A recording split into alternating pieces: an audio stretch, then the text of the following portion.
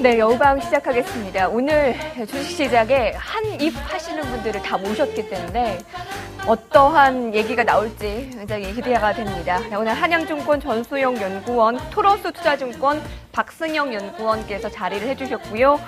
주식소녀 이순복 주임 함께합니다. 안녕하세요. 네, 안녕하세요. 네. 아까 이순복 주임님께서 잘 안 맞춘, 그러니까 증권사 사람들을 모시고 긴급 진단을 해봤자 그게 무슨 소용이냐라는 그렇죠. 얘기를 해주셨거든요.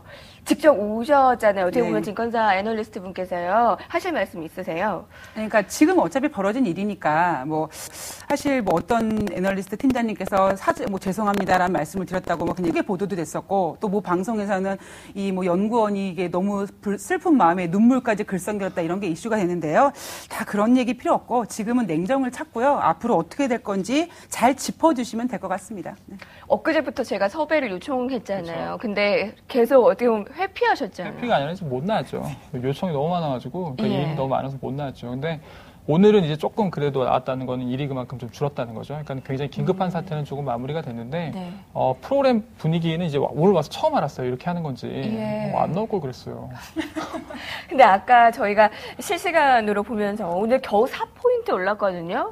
그러면서 아니 4포인트 올랐어. 이거 어떻게 저한테 물어보시면 어떡해요? 내가 오면서 못 봤잖아요, 종가를. 그러니까 물어본 거죠. 그럼 어떡해요? 정말 이 종가 흐름을 딱 보고 드는 생각이 무엇이었어요? 일단은 생각을 그렇지 않아도 방금 전에 해봤는데요. 마지막에 외국인 매물들이 좀 소화가 끝까지 좀 안 된 것 같네요. 오늘 프로그램이 한 2조 원 정도 나왔었죠.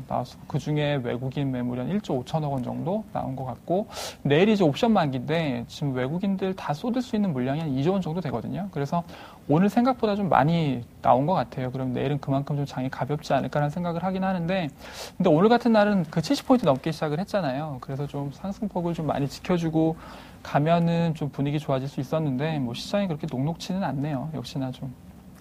급락 브레이크가 나타난 건 안심이지만 반등폭 보고 크게 실망하셨을 겁니다.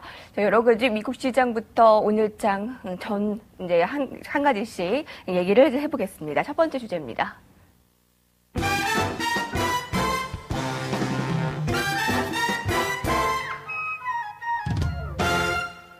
자, 간밤에 벤 버냉키 의장의 입에 묻은 선 세계가 주목했습니다. 어떤 얘기를 했고 그 효과는 어느 정도였나요, 이순복 주임님? 그렇죠. 최근 들어서 저는 제가 이 증권회사에 근무하지 않는다는 게 이렇게 행복할 수가 없구나 그런 생각을 한번 해봤는데요. 사실 그러니까 제가 시청자분들한테 오늘 한 가지 좀 말씀을 드리고 싶은 게 뭐냐면 자, 그러니까 결과적으로 미국은 지금 경기가 안 좋습니다. 그런데 이거를 표현하기 좋게, 이슈화시키기 좋게 이걸 더블 DB니 소프트 패치니 이거는 우리 개인 투자자분들의 계좌에 수익이 되는 건 아무의 도움이 없습니다. 어차피 주식 시장이 보여주는 건데요. 자, 미국의 제로금리 유지 정책의 다우지수가 반등을 보였습니다. 한 4% 정도 넘게 반등을 했죠. 그런데 상대적으로 우리나라는 정말 증시가 질이 좀 낮은 것 같다는 생각을 한번 해봤고요. 미국 같은 경우는 이제 2013년까지 초저금리를 유지를 하겠다라고 해서 오히려 돈을 풀겠다라는 것보다는 뭔가 저금리로 인해서 인플레이션에 대한 건 좀 뒤로 하고 좀 이렇게 안정적인 부양을 좀 하겠다 이런 부분이었던 것 같은데요. 지금 우리나라 증시의 가장 큰 문제가 저 오늘 외국인들이 사실 이 매도하는 걸 보고 정말 깜짝 놀랐거든요. 그래서 개인적으로는 외국인들이 돌아와야지만 무언가 우리나라 증시가 좀 괜찮을 텐데 너무 외국인들이 거침없이 팔다 보니까 당분간은 외국인들이 돌아오기 좀 어렵겠구나. 특히 오늘 같은 경우는 이제 코스닥이 굉장히 강한 모습이 보입니다. 제가 8월 달에 그런 말씀 드렸죠. 8월 달에 지난 다음에 아마 각계전투란 말이 머릿속에 딱 나올 거라고. 그러니까 게시판에 보니까 저희 안티 시청자분께서 각계전투 같은 소리하고 앉아있다 이런 말씀까지 해주셨는데요. 지금은 철저하게 각계전투입니다. 제가 아까 발키리에서 좀 웃겨보려고 이 콘돔 얘기하면서 유니더스라는 종목을 얘기했는데요. 오늘 같은 경우에도 장이 반등하면서 우량주 종목이 반등했던 게 아니라요. 보령 메디앙스, 삼성 출판사 이렇게 뭔가 지금 돈이 몰려있는 테마주 이런 종목들이 지금 굉장히 따로따로 재료를 가지고 움직입니다. 특히 삼양식품 같은 경우에는요. 또 M&A 이슈에 휩쓸려서 오늘 상한가에 돌입하는 이렇게 완전히 장이 어느 방향으로 튈지 모르는 이런 종목들이 움직이고 있는데요. 이런 종목들이 그 오늘 교보증권에서 추세 판단은 4분기에 결정하자라는 이야기까지 나왔는데요. 이런 코스닥의 각계전투 장이 앞으로 조금 더 이어질 거라는 생각을 한번 해봐서 개인적으로는 우리 개인 투자분들이 지금부터 잘 준비하면 수익을 낼 수 있을 것 같기도 하고 잘못 매매를 하게 되면 역으로 매매를 해서 손실을 더 극대화시킬 수 있는 굉장히 지금 복불복장인 것 같아요. 네.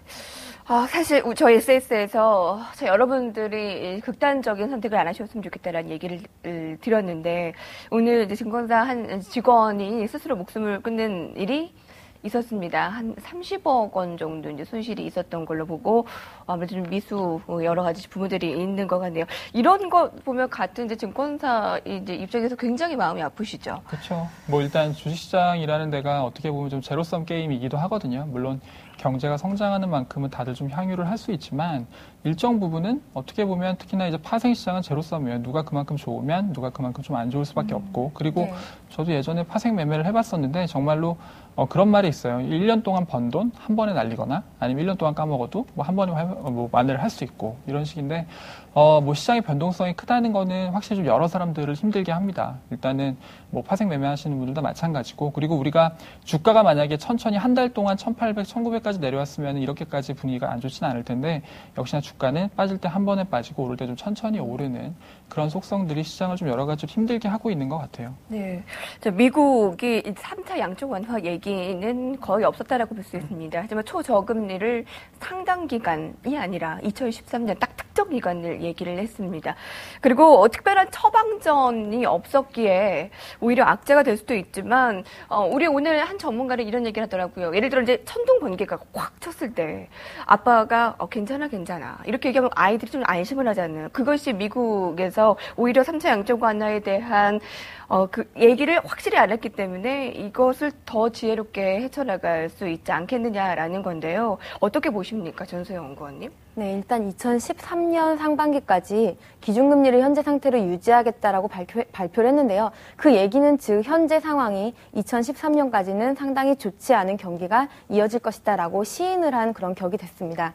실제로 지금 미국 시장은 기업이라던가 가게들이 유동성이 부족해서 지금 경기가 침체가 되고 있는 것이 아니라 유동성을 필요로 하지 않을 정도로 뭔가 더 이상 소비를 한다던가 투자를 할 정도의 여력이 남아있지 않은 그런 상태라고 볼 수가 있겠습니다. 미국의 지표 중에 그 광의 유동성인 M2 지표를 보면요.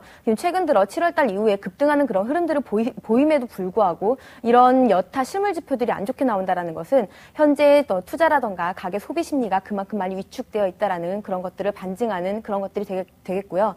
그래서 오늘은 이제 주식 시장에서 외국인이 상당히 많은 주식을 매도했습니다. 그중에서 이제 내일 옵션 만기를 앞두고 이제 차익 프로그램 매도 물량이 상당히 많이 쏟아져 나왔는데요. 그런 것들을 제외하면 외국인은 개별 주식에서는 소폭의 순매수를 기록한 것으로 지금 파악이 되고 있고 외국인이 이번에 이제 선물 시장 들어올 때 베이시스가 0.7에서 0.8포인트 정도였습니다. 지금 현재 환차익과 그리고 베이시스 차익으로 인해서 외국인들은 지금 시장을 눌러놓으면서도 차익을 얻을 수 있는 이런 요인들이 상당 부분 존재를 하고 있고요. 문제는 내일 옵션 만기일 이후에 외국인이 이 차익 거래는 사실 어떤 시장을 전망해서 상방향이라던가 하방으로 베팅을 하는 그런 세력들이 아닙니다. 따라서 이 이후에 옵션 만기일 이후에 외국인이 어떤 움직임을 보이느냐가 상당히 중요한 팩트로 자리 잡을 수 있다라는 이런 점 한번 염두에 두셔야겠고요. 그리고 이제 공매도 금지가 3개월 동안 나왔습니다. 이렇게 된다면 외국인이 현재 지금 공매도하고 있는 것을 싼 가격에 다시 사서 다시 사느냐 아니면 이런 것들을 지지부진하게 기관에서 다시 사서 내놓으라고 할 때까지 가만히 있느냐에 따라서 외국인이 우리나라 주식시장을 어떻게 보고 있는지에 대해서 좀 판단이 가능할 것 같습니다. 수급이 오늘 가장 큰 이슈였죠. 역대 최고 기싸움이다라고는 표현을 했던데 개인이 오늘 사상 최대 순매수인가요? 네네네. 프로그램이 사상 최고 순매도고요. 그렇죠. 이제 개인은 약간 좀 애매해요. 그러니까 주로 한 방향성을 보이는 게 기관이랑 외국인이기 때문에 네. 그 외국인이랑 기관이 방향이 한쪽으로 크게 나오면 개인은 반대로 좀 많이 잡히는 경향이 있죠. 그래서 오늘은 어떻게 보면 좀 외국인이 좀 많이 팔았다. 그래서 이제 뭐 어떻게 누군가는 사야 되니까 개인 투자가들이 산 것처럼 보이는데 오늘의 어떤 수급의 특징은 좀 외국인이 그것도 차익을 중심으로 많이 팔았다인 것 같아요. 아무튼 오늘 매수 세력에게는 굉장히 힘든 날이 아니었까 싶은데요. 오늘 네. 말씀하신 대로 초강세 아침에 시초가 보였다가 상승폭을 확 줄였으니까요. 네네. 오늘 좀 많이 힘들었을 것 같고요. 네. 그리고 일단은 하지만 장은 앞에서 말씀해 주신 것처럼 좀 가벼워질 것 같아요. 왜 그렇게 생각을 하냐면 일단 공매도가 없어졌다라고 하는 부분 하나랑 그리고 차익 매매라고 하는 거는 특별한 방향성은 없어요. 왜냐하면 베이시스를 가져가면서 그만큼을 먹겠다고 처음부터 들어오는 거기 때문에 외국인 투자가들이 우리나라 시장에서 1조 원 이상 팔았던 적이 1990년도에 8번인가 있거든요. 그 중에서 1조 원 이상 팔았을 때 정말 옵션과 관련해서 차익 매물로 던졌을 때는 그렇게 많이 시장이 밀리진 않았습니다. 그렇기 때문에 너무 오늘 주가가 빠진 거에 대해서 외국인이 많이 팔았기 때문에 물렸다라고 생각을 하실 수도 물론 있지만 그런 것보다는 오늘은 약간 시장이 방향성을 좀 찾는 그런 과정에 있다라고 보시면 될 것 같고 그리고 중요한 거는 그동안 많이 빠졌는데 일단은 좀 진정됐다라는 측면에서도 어느 정도 좀 의미를 찾아야 될 것 같아요. 객장의 소리도 궁금한데요. 우리투자증권 정재훈 대리 연결합니다. 안녕하십니까? 네, 안녕하십니까? 네, 지금 어떻게 보셨습니까? 오늘 분위기 어땠나요? 예, 사실 오늘 장 초반에 장이 떠서 출발하면서 좀 바닥이 나오신 것이 아닌가 보고 좀 많은 질문이 있었고요. 실제로 장 초반에 매수를 하셨다가 손해를 좀 보신 분들도 있었던 것 같습니다. 그래서 어제 같은 경우 이제 바닥권에서 100포인트 이상 반등이 나왔기 때문에 이거 좀 빨리 매수를 해야 된다는 그런 압박감에 의해서 손실이 발생한 경우도 좀 있었던 것 같습니다. 일단 주말에 미국 시장, 주말이 아니라 어제 같은 경우 미국 시장 이제 FOMC 발표가 있었는데요. 실제로 장중에 FOMC 발표가 난 후에 다 아시겠지만 바로 좀 하락하는 모습을 보였습니다. 그동안 시장이 워낙 어려웠기 때문에 여기에 대한 기대감, 정책적인 기대감이 훨씬 더 커져 있는 상황에서 그만한 기대감을 채워주지 못하는 얘기가 나오면서 하락을 했습니다. 하지만 좀 내용적인 측면에서는 저희가 생각하는 것보다는 좀 중요한 내용들이 나왔는데요. 원래 보통 FOMC 같은 경우 설명문을 발표할 때 일정한 기간이나 어떤 양에 대해서 크게 못을 박지 않습니다. 근데 어제 같은 경우 의외적으로 2014년까지 채권 금리를 동결하는 모습, 저금리로 동결하겠다는 얘기를 했는데 여기에 대해서 좀 영향을 좀 살펴보자면 결론적으로 미국이 저금리로 고정을 했다는 얘기는 그동안 S&P의 신용등급을 흔들렸던 미국 국채 금리에 대한 리스크를 어느 정도 덜어주는 가장 큰 안전망 역할을 해줬다고 생각이 듭니다. 실제로 전일 발표가 있었던 전일날 금융시장에서 은행주 상당히 많이 하락을 했었는데요. 이 가장 큰 원인 중에 하나가 S&P가 국채 신용등급을 하락시키면서 금리가 올라갈 것으로 예상되자 기존에 있었던 모기지 금리라든지 또한 여러 가지 대출 금리들이 연동돼서 올라갈 것에 대한 불안감에 의해서 시장이 또다시 금융위기가 오는 것이 아닌가에 대한 심리적인 부분이 반영되면서 시장이 급락을 했었습니다. 하지만 적어도 어제 있었던 얘기들은 정책만큼은 적어도 이러한 부분에 대한 안전판 역할을 해줬기 때문에 앞으로 이제 미국 국채에 대한 안정성에 대해서는 어느 정도 좀 더 뒷받침을 해주는 아주 중요한 정책이었다고 생각이 들고요. 실제로 어제 발표 이후에 미국 국채 2년물, 3년물 금리가 내려가는 좀 좋은 모습을 보였습니다. 이런 부분들은 앞으로 채권 시장의 흔들림을 잡아줬다는 점에서 좀 의미를 두셔야 될 것 같고요. 오늘 같은 경우 이제 저희가 마지막으로 기대했던 경기 부양안이 FOMC 발표에서 나오지 않았지만 결론적으로는 추세는 점점 그렇게 하고 있을 가능성이 같습니다. FOMC 전문을 살펴보면 마지막에는 어떠한 조치를 취하겠다는 얘기를 남겼고 그 중간에 가장 강조했던 얘기는 인플레이션 자체가 예상치보다는 좋게 나오면서 좀 완만하게 흘러가고 있다 이런 부분을 표현을 계속해서 썼는데요. 경기 부양안을 쓰게 될 경우 인플레이션에 영향을 줄 수 있는 부분이 있기 때문에 미리 좀 포석을 것 같다는 생각이 듭니다. 다만 이 부양안이 나오는 타이밍에 대해서는 아무도 예측할 수 없는 부분이 있기 때문에 좀 그런 큰 흐름만 보시고 참중적으로 하셔야 될 것 같고요. 오늘은 이제 베이시스가 마이너스 전환되면서 우리나라 시장에서는 수급이 상당히 안 좋았습니다. 그동안 외국인이 선물 시장을 꾸준히 매수를 했었는데 오늘 같은 경우 선물 시장을 올린 다음에 현물을 때리면서 베이시스를 마이너스로 유도를 한 다음에 프로그램 매물을 출회하는 모습을 보였습니다. 따라서 그동안 외국인의 선물 매수에 대해서 좀 의구심을 품은 분들이 많았는데 결국은 이런 것을 이용해서 자신들이 원하는 포지션을 다 덜어내려는 전략으로 보입니다. 다만 한 가지 저희가 봐야 될 점은 금융위기와 지금의 상황이 많이 비교되고 있지만 미국 여러 가지 자금들이 국채 시장을 팔지 않고 오히려 사고 있다는 측면입니다. 2008년만 하더라도 외국인이 막대하게 채권 시장을 팔면서 시장을 나가는 모습을 보였지만 적어도 지금만큼은 우리나라 국채를 매입하고 있다는 점은 수급적인 측면에서 펀더멘탈에 대해서 아직도 좋게 보고 있다 이렇게 해석하시는 것이 맞을 것 같습니다. 네, 속보안까지 전해드리겠습니다. 왜 안 좋은 일은 한꺼번에 오는 걸까요? 북한에서 아무래도 좀 포사격이 있었던 것 같은데요. 연평도 쪽에 오후 1시쯤에 포사격이 이뤄진 것으로 보입니다. 우리나라도 좀 대응 사격을 한 것으로 확인되고요. 속보로 전해지기 때문에 자세한 소식 계속해서 전해드리겠습니다. 자, 업종별 현황을 볼 텐데 아무래도 간단히 보고 넘어가야 되겠네요. 함께 보시겠습니다.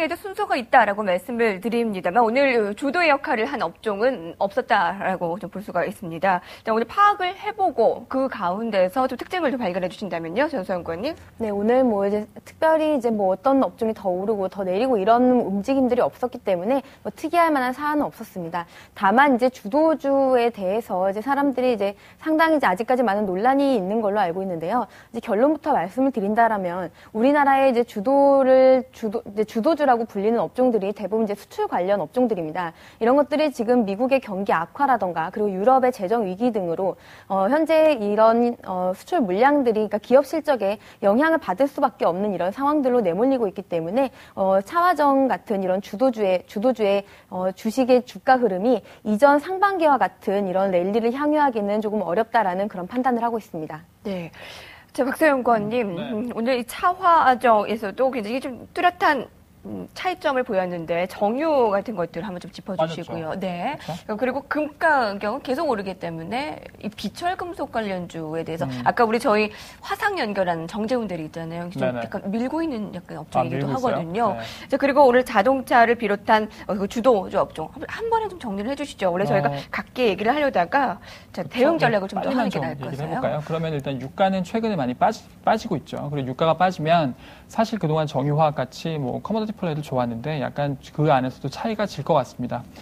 정유주는 80에서 90달러 정도가 되면 그때는 이익이 제일 잘 나오는 구조이기 때문에 지금 약간 센티먼트 흔들릴 수 있지만 앞으로는 좀 좋아질 수 있을 거라고 생각을 하고 있고요. 그리고 최근에 금 관련주 뭐 그 고려양 같은 것이 대표적으로 좀 거론이 되고 있는데요. 금보다는 오히려 은 쪽, 그러니까 은이 괜찮아요. 왜냐하면 금은 산업 수요가 없습니다. 너무 비싸기 때문에. 하지만 은 같은 경우에는 산업 수요가 있기 때문에 앞으로는 똑같은 귀금속 가운데서도 분명히 차별화가 나타날 수 있을 것 같고요. 그리고 그 은과 관련한 사업들은 되게 많이 하죠. 금뿐만이 아니라 저기 나오는 그 기업들이 대부분 금을 같이 하고 있어요. 그래서 관련해서도 좀 계속해서 관심을 가지시면 좋을 것 같은데 다만 너무 우리가 뭐 금에 매몰돼서 이 시장을 좀 볼 필요는 없고 그렇게 종목을 이해할 필요는 없다라는 말씀까지는 좀 드릴 수 있을 것 같습니다.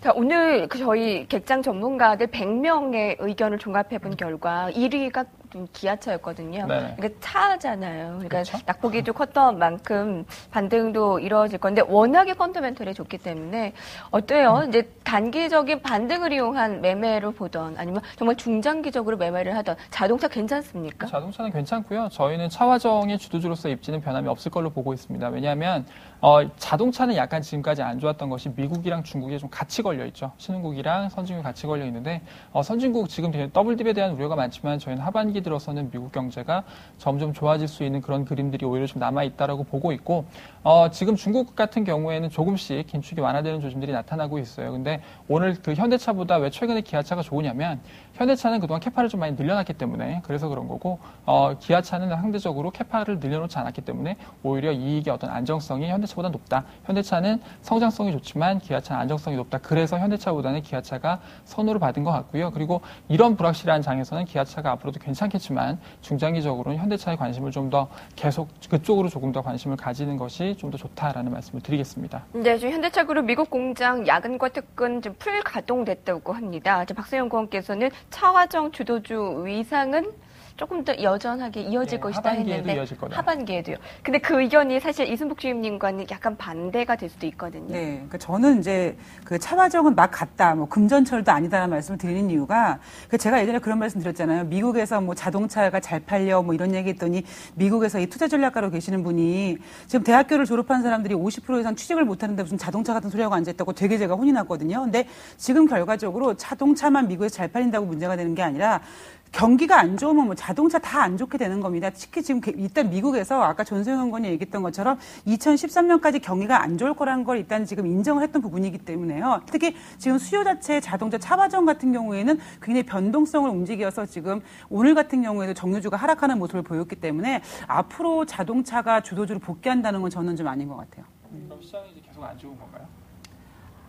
글쎄요, 뭐 안 좋을 수도 있고 좋을 수도 있는데요. 저는 보는 관점이 약간 틀릴 수 있는 건데, 저는 일단 뭐 지금 이 에리메스 같은 경우에는 뭐 매일매일 뭐 대응 전략을 세워줘야 되고, 그다음에 뭐 한 달 동안 전략을 세워드려야 되는데, 제가 이제 8월달 한 달 동안에는 뭐 코스닥 테마주라든가 이런 종목들이 움직이는 거고, 하반기에는요? 하반기에는 그래도 전 자동차는 아닐 것 같고요. 반도체일 것 같아요. 반도체. 네. 미국 경기 안 좋은데 반도체를 더 좋게 보시는 이유? 자동차도 안 될 것 같으니까요. 이분 좀 매일 출연시키세요. 굉장히 섭외가 어려워요. 자, 그러면 다시 정재훈 대리에게 마이크를 넘겨보도록 하죠. 자, 오늘 업종별 현황 그리고 아직까지 이 빗절금속, 고려 아연에 대한 투자 유효합니까?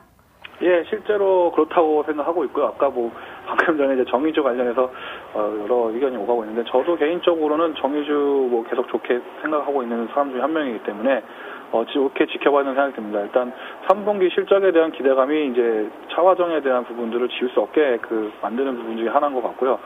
자동차 같은 경우에 최근 어제 이제 미국 저금리 유지를 한다는 얘기는 결국 달러 인덱스가 계속해서 낮아진다는 얘기인데요. 그렇게 되면은 일본이 그동안 엔화 약세를 통해서 이제 이루려고 했던 부분들이 사실상 대체 자산이기 때문에 많이 다시 강세로 돌아올 수가 있습니다. 따라서 우리나라 상황 자동차 주한테는 이게 좋은 호재가 될 것으로 예상됩니다. 다만 오늘 정유주 같은 경우에 이제 경기 부양한 모멘텀이 없었기 때문에 이제 유가가 빠지면서 일시적인 하락을 또 보였고 여기다가 정부적인 리스크가 다시 부각되면서 하락을 했습니다. 다만 이제 항상 이제 회자를 해보면 기업 외적인 리스크에 대한 부분은 항상 그래서 주가가 떨어졌을 때는 이제 항상 저평가 영역에 들어갔기 때문에 오히려 좀 더 긍정적으로 보시는 게 맞는 것 같고요. 실제로 아까 말씀드렸습니다만 저금리 기조가 계속되게 되면은 미국 쪽 입장에서는 달러에 대한 밸류에이션을 포기하고 오히려 다른 쪽 경기 부양 일러가려고 좀 그림을 만들어가는 것 같습니다. 달러 약세는 앞으로도 계속해서 지속될 것으로 보이기 때문에 약세 관련주인 비철금속과 금 관련된 종목이 또 있으면 좋겠지만 실질적으로 영업이익이나 이어지는지는 잘 모르겠고요. 은이라든지 아까 말씀드린 산업재 비철금속 관련 종목들은 계속해서 좀 지켜봐야 된다는 생각을 하고 있습니다. 자, 내일 굉장히 중요한 날이죠. 전망과 함께 대응 전략 세워보겠습니다.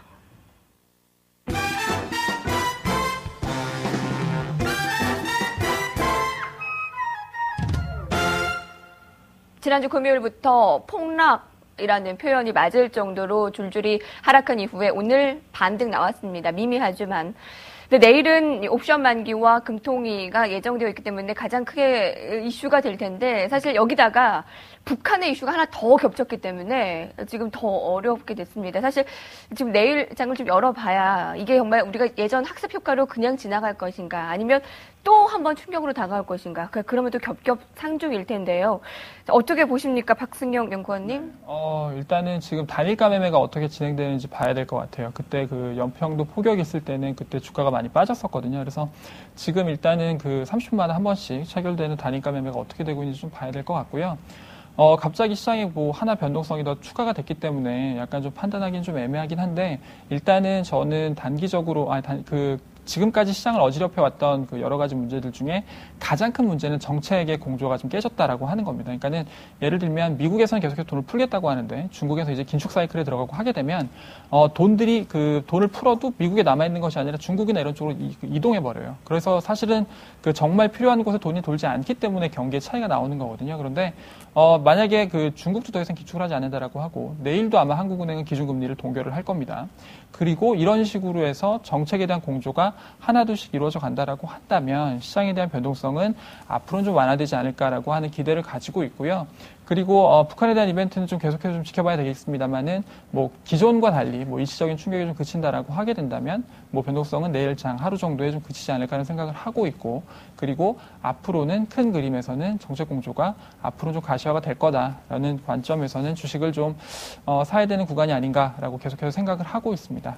사실 오늘 이렇게 외국인 프로그램 대거 매도한 건 내일 프로그램 이제 만기를 앞두고 오히려 만기 매수 우위가 될 수 있어서 더 나은 일일 수도 있었잖아요. 그러니까는 베이시스가 되게 좋아져야 돼요. 그러니까는 지금은 원래는 외국인들이 들어온 게 한 1에서 0.5에서 1 사이에 많이 들어왔는데 이게 지금 마이너스 0.5까지 떨어지니까는 원래 만기 프로그램을 들어올 때는 베이시스가 나중에 0이 될 때를 감안해서 들어오는데 베이시스가 마이너스 떨어지니까 먹을 게 더 많아져서 지금 오늘 나온 거거든요. 근데 그렇다고 그래서 베이시스가 지금 마이너스 수준에서 프로그램 매도 차익거래가 들어올 수 있을 정도로 베이시스가 마이너스는 아니에요. 그래서 일단 내일은 옵션 만기에 대해서는 중립 정도 코멘트를 예상을 하고 시장에서 그리고 한국은행은 아마도 경기에 대한 얘기를 좀 해준다라고 하게 되면 그것은 역시나 마찬가지로 정책 공조에 대한 기대를 좀 다시 우리나라에서도 있구나라고 해서 이건 좀 긍정적이지 않을까라고 해서 두 가지 변수로 좀 나눠서 볼 수 있을 것 같습니다. 네, 내일 일장의 이슈도 한 가지씩 정리를 해봤고요. 전소연 의원님. 하반기 전망에 대해서 말씀하셔가지고요. 하반기에 사실 이제 돈으로 이제 유동성으로밖에 해결될 수 없는 이런 시장의 상황이 지금 몰려 있는데 유동성을 푼다면 분명히 시장은 그에 대해 반응을 할 겁니다. 하지만 경기가 얼마나 좋아지느냐에 대해서는 상당히 부정적인 입장인데요. 이미 1분기 GDP가 대폭의 하향 조정이 되지 않았다라면 이미 2분기, 3분기가 아마 더블딥이 이미 나타났을 수도 있습니다. 따라서 지금 미국의 지금 대부분의 경제 지표는 상당히 마사지를 하면서 지금 이런 더블딥의 우려들을 시장에 완화시키려고 노력을 하고 있는 이런 상황입니다. 실제로 실물 경제는 상당히 많이 어려운 상황에 있다라고 판단이 가능하겠고요. 한국은행에서 이런 보고서를 냈습니다. 미국의 경제 성장률이 1%포인트가 낮아지면 국내 수출의 기여도가 0.4%포인트가 낮아진다라고 얘기를 했는데요. 이것만 볼 게 아니라 미국의 경기가 둔화될 경우에 유럽이라던가 아시아의 경기가 어떻게 움직이는지를 같이 파악을 해야 되는데 이 미국의 경기 성장률과 국내와의 관계만 가지고 이런 것들이 양호하다라고 판단하기는 조금 이른 섣부른 감이 있다라고 판단을 하고 있고 일단 유동성이 어떻게 나오는지 미국에서 어떤 추가적인 정책이 나오는지 한번 지켜봐야 될 것 같습니다. 네. 이수목 지임님. 조금 전에 박승영 의원님께서 이제 하반기 증시를 질문을 하셨는데요.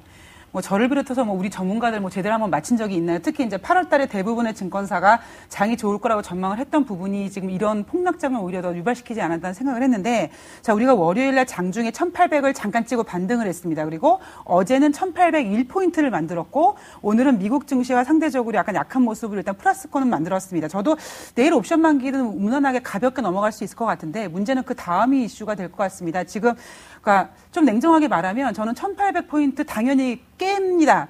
8월달 중순에요. 굉장히 안 좋은 상황이 다음 주에 오히려 나올 수 있는 부분이기 때문에요. 지금은 오히려 리스크 관리를 하세요. 반등 시마다 매도하세요. 저가 매수하세요. 이런 의미는 좀 없는 것 같고요.